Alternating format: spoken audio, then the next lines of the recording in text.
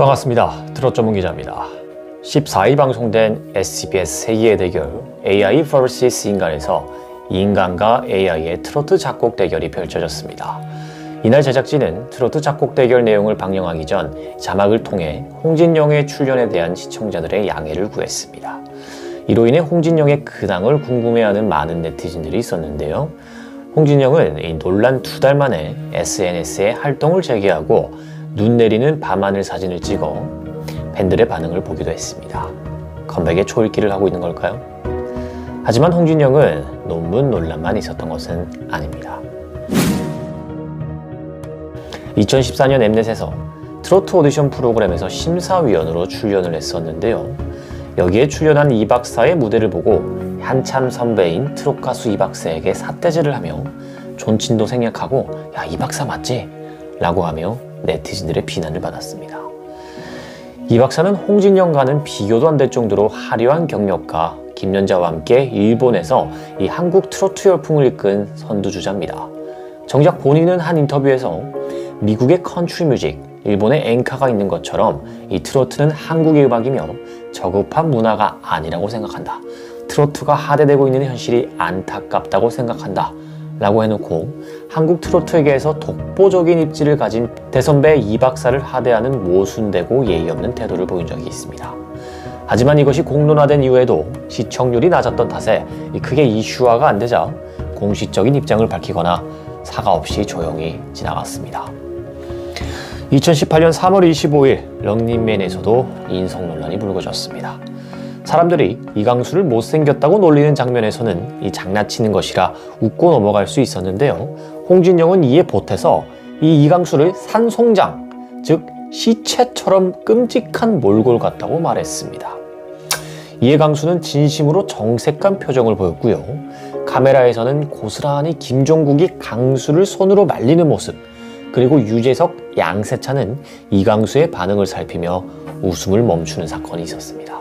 그러니까 오늘 약간 산송장 같은 느낌이야. 송장까지 나와. 이제 깐깐징어도 아니야. 2016년 5월 15일 런닝맨에서도 비슷한 사건이 있었습니다. 런닝맨 게임에서 이강수가 이겨서요, 가장 좋은 식사를 대접받게 됩니다. 그런데 이 홍진영이요, 갑자기 룰을 다 무시하고 이 강수의 식탁으로 가가지고 반찬을 가져갔고, 반찬을 다 뺏긴 강수는 좌절하게 됩니다. 이 다 구워진 고기마저도 홍진영이 통째로 가져가 버린 겁니다. 자, 게임에서 이겨서요, 정정당당하게 가장 좋은 식사를 게임 규칙에 따라서 받게 된 것인데, 이 룰을 다 무시하고 홍진영, 즉 게임에서 진 홍진영이 그냥 다 이강수의 음식을 뺏어 먹어버린 것이죠. 예능이라고 해도 지나친 설정이었습니다.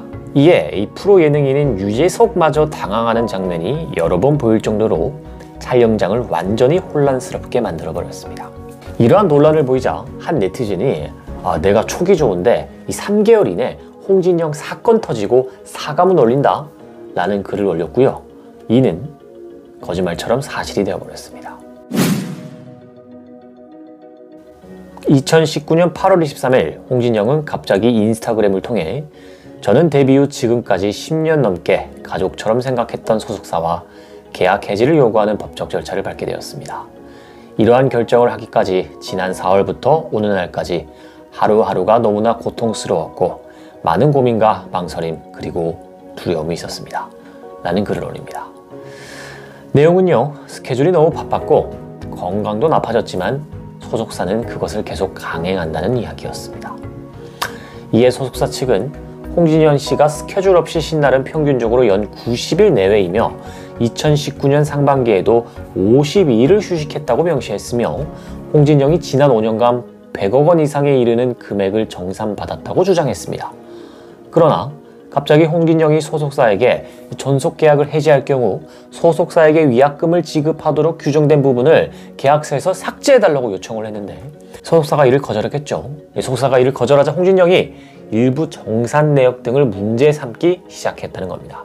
또한 2019년 6월경에는 이유를 설명 안 하고 스케줄을 당일 취소해달라고 요구하는 등 쉽게 이해하기 어려운 행동을 보이기 시작했고, 회사는 홍진영으로부터 당일 오후에 잡혀있는 스케줄을 진행 못하겠다는 이야기를 일방적으로 통보받았다고 합니다. 홍진영 씨는 이틀 후에 동남아 여행을 가는 등의 행보를 보이며 회사가 홍진영 씨의 건강 이상을 염려할 만한 그 어떤 징후도 보인 바가 없다고 주장을 했습니다. 소속사가 이러한 입장을 밝히자 2019년 8월 26일 인스타그램을 통해 다시 한번 홍진영은 연예인이라는 제 직업적 약점을 이용해서 회사의 잘못에 대해 제대로 된 설명도 없이 제가 그동안 얼마를 벌었다느니 제가 가족들과 사업을 하려고 본 계약을 해지하려 한다는 등과 같이 이 본질과 거리가 있는 이야기들, 나아가 사실과 다른 이야기들로 문제를 호도하고 있다는 것에 너무 황당하고 기가 막힙니다. 라고 소속사 측 입장에 대해 반박글을 게시했습니다. 하지만 그녀의 반박과는 다르게 실제로 본인이 가족들과 1인 계획사를 설립하려 했던 정황이 포착되었다는 보도들이 연이어 나오면서 그녀를 향해 쏠리는 시선은 점점 나빠지고 있었습니다. 그러나 이 또한 홍진영의 인기 덕에 조용히 묻히는 듯 보였습니다. 그러나 마침내 석사 논문 표절이 생깁니다. 홍진영은 2009년 8월 한류를 통한 문화 콘텐츠 산업 동향에 대한 연구라는 논문으로 석사 학위를 받았습니다. 그런데 학위 논문들이 일반적으로 자유로운 열람과 다운로드를 허용하는 것과 달리 홍진영의 논문은 해당 논문은 저작자의 요청에 따라 원문 보기가 제공되지 않습니다. 라는 알림 문구만 적혀 있고요. 열람이 불가능했습니다. 이 논문을 열람하기 위해서는 홍진영에게 직접 열람 요청을 해야 합니다. 이는 여러 차례 방송과 SNS를 통해 자신의 노력과 성과물인 학위를 자랑하던 태도와 모순되는 행동이었습니다. 이러한 정황들을 종합해보면 홍진영은 처음부터 자신의 논문이 논란의 소지가 있음을 알고 다른 사람들의 열람을 막은 것으로 보입니다. 그렇게 오랫동안 아무도 내용을 확인할 수 없었던 이 논문이 문제가 된 것은 무려 11년이 지난 2020년 11월 전국 단위 일간이이자 언론사인 국민일보에서 홍진영의 석사 논문에 대한 표절 의혹을 제기하면서부터입니다. 해당 논문은 표절 확인 검사 사이트에서 유사도 74%를 기록했다고 합니다. 이 학위 논문을 작성할 때 이 기존의 연구 등을 인용을 해야 됩니다. 그래서 이제 논문 유사도가 0%인 것은 불가능하고요. 보통 이제 15% 이하가 적정 수준입니다. 25%가 넘어가면 표절로 여겨집니다. 그런데 이제 유사도가 74%로 나타난 것은 매우 심각한 수준인 거예요. 이제 이는 홍진영의 고유의 연구가 거의 없고요. 기존의 연구를 짜집기한 수준에 불과한 것이라 볼 수가 있습니다. 한 익명의 전 조선대 교수가 인터뷰를 해왔는데요. 홍진영의 논문 유사도는 74%가 아닌 99.9%라고 주장해 논란이 일기도 했습니다. 그러나 논란이 일어난 것에 대해 학위 반납을 선언했지만 표절이라는 것은 인정을 하지 않았습니다. 사과는 했지만 잘못을 인정하지 않고 있어 네티즌들에게 진전성이 없다는 비판을 받게 되었는데요. 이와 관련하여 홍진영이 2013년 MBC 라디오스타에 출연해서 본인이 석박사 학위와 관련한 루머를 일축하는 장면이 다시 화제가 되고 있습니다. 이 해당 방송분에서 홍진영이 돈 주고 박사 딴 거 아니냐? 아빠가 대신 써준 거 아니야? 등의 악플 때문에 많은 스트레스를 받았으며 홍진영이 이렇게 얘기해요. 요즘 세상이 어떤 세상인데 학위를 부정한 방법으로 따겠느냐? 뭐 이렇게 얘기를 해요. 그러면서 이제 억울하다고 강하게 항변했던 적이 있습니다. 그때는 이렇게 드러날 줄 몰랐겠죠? 홍진영 본인만 열람을 할 수 있었으니까요. 자, 홍진영의 가장 최근 행보는 선행이었습니다.